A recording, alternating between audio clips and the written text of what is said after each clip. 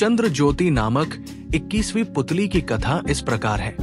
एक बार विक्रमादित्य एक यज्ञ करने की तैयारी कर रहे थे। वे उस यज्ञ में चंद्रदेव को आमंत्रित करना चाहते थे तथा चंद्रदेव को आमंत्रण देने कौन जाए, इस पर विचार करने लगे। काफी सोच विचार करने के बाद उन्हें लगा कि महामंत्री ही इस कार्य के लिए सर्वोत्तम रहेंगे। उन्होंने महामंत्री को बुलाकर उनसे विमर्श करना शुरू किया। तभी महामंत्री के घर का एक नौकर वहां आकर खड़ा हो गया। महामंत्री ने उसे देखा तो समझ गए कि अवश्य ही कोई बहुत गंभीर बात है, अन्यथा वो नौकर उनके पास नहीं आता। उन्होंने राजा से क्षमा मांगी और नौकर को अलग ले जाकर उससे कुछ पूछा। जब नौकर ने कुछ बताया तो उनका चेहरा उतर गया। वे राजा से विदा लेकर वहां से चले गए। महामंत्री के अचानक दुखी और चिंतित होकर चले जाने पर राजा को लगा कि महामंत्री को अवश्य ही कोई कष्ट है। उन्होंने नौकर से इस तरह उनके चले जाने का कारण पूछा तो नौकर हिचकिचाया। जब राजा ने आदेश दिया तो वो हाथ जोड़कर बोला कि महामंत्री जी ने मुझे आपसे सच्चाई नहीं बताने को कहा था। उन्होंने कहा था कि सच्चाई जानने के बाद राजा का ध्यान बट जाएगा और जो यज्ञ होने वाला है उसमें व्यवधान होगा। राजा ने कहा कि महामंत्री उनके बड़े ही स्वामी भक्त सेवक हैं और उनका भी कर्तव्य है कि उनके कष्ट का हर संभव निवारण करें। तब नौकर ने बताया कि महामंत्री जी की एकमात्र पुत्री बहुत लंबे समय से बीमार है। उन्होंने उसकी बीमारी एक से बढ़कर एक वैद्य को दिखाई पर कोई भी चिकित्सा कारगर नहीं साबित हुई। दुनिया की हर औषधि उसे दी गई पर उसकी हालत बिगड़ती ही चली गई। अब उसकी हालत इतनी खराब हो चुकी है कि वो हिलडुल नहीं सकती और मरणासन्न हो गई है। विक्रमादित्य ने जब ये सुना तो व्याकुल हो गए। उन्होंने राज वैद्य को बुलाया और जानना चाहा कि उसने महामंत्री की पुत्री की चिकित्सा की है या नहीं। राज वैद्य ने कहा कि उसकी चिकित्सा केवल ख्वांग बूटी से ही की जा सकती है। दुनिया की कोई औषधि कारगर नहीं हो सकती।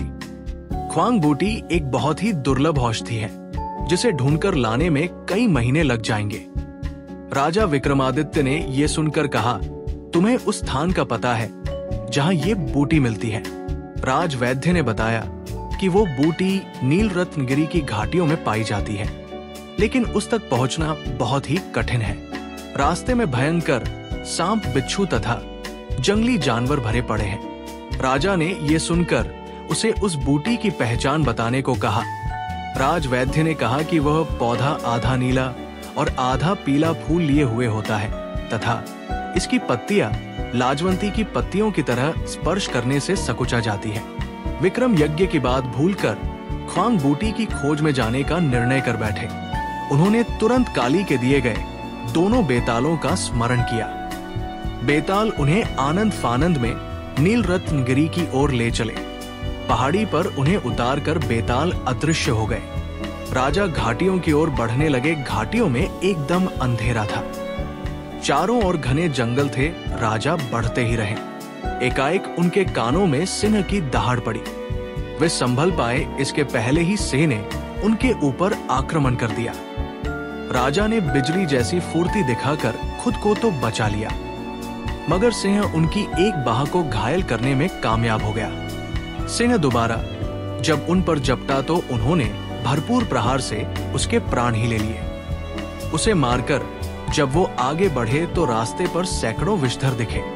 विक्रम तनिक भी नहीं घबराए और उन्होंने पत्थरों की वर्षा करके सांपों को रास्ते से हटा दिया। उसके बाद वो आगे की ओर बढ़ चले। रास्ते में एक जगह उन्हें ऐसा लगा कि वे हवा में तैर रहे हैं। ध्यान से देखने पर उन्हें एक दैत्याकार अजगर दिखा। वे समझ गए कि अजगर उन्हें अपना ग्रास बना रहा है। जो ही वे अजगर के पेट में पहुंचे तो उन्होंने अपनी तलवार से अजगर का पेट चीर दिया और बाहर आ गए। तब तक गर्मी और थकान से उनका बुरा हाल हो गया। अंधेरा भी घिर आया था। उन्होंने एक वृक्ष पर चढ़कर विश्राम किया। जो ही सुबह हुई वो ख्वांग बूटी की खोज में इधर उधर घूमने लगे। उसकी खोज में इधर उधर भटकते हुए न जाने कब शाम हो गई और अंधेरा छा गया। अधीर होकर उन्होंने कहा, काश चंद्रदेव मदद करते। इतना कहना था कि मानो चमत्कार हो गया। घाटियों में दूध जैसी चांदनी फैल गई। अंधकार न जाने कहां गायब हो गया। सारी चीजें ऐसी साफ दिखने लगी मानो दिन का उजाला हो। थोड़ी दूर बढ़ने पर ही उन्हें ऐसे पौधे की झाड़ी नजर आई जिस पर आधे नीले और आधे पीले फूल लगे थे। उन्होंने पत्तियां छुई तो लाजवंती की तरह सकुचा गई। उन्हें संशय नहीं रहा, उन्होंने ख्वांग बूटी का बड़ा सा हिस्सा काट लिया। वो बूटी लेकर चलने ही वाले थे कि दिन जैसा उजाला हुआ और चंद्रदेव सशरीर उनके सामने आ खड़े हुए। विक्रम ने बड़ी श्रद्धा से उन्हें प्रणाम किया। चंद्रदेव ने उन्हें अमृत देते हुए कहा कि अब सिर्फ अमृत ही महामंत्री की पुत्री को जिला सकता है। उनकी परोपकार की भावना से प्रभावित होकर वो खुद अमृत लेकर उपस्थित हुए हैं। उन्होंने जाते जाते विक्रम को समझाया कि उनके सशरीर यज्ञ में उपस्थित होने से विश्व के अन्य भागों में अंधकार फैल जाएगा। इसीलिए वे उनसे उनके यज्ञ में उपस्थित होने की प्रार्थना न करें। उन्होंने विक्रम को यज्ञ अच्छी तरह संपन्न कराने का आशीर्वाद दिया और अंतर्ध्यान हो गए। विक्रम ख्वांग बूटी और अमृत लेकर उज्जैन आए।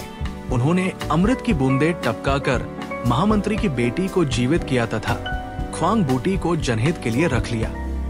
चारों ओर उनकी जय जयकार होने लगी।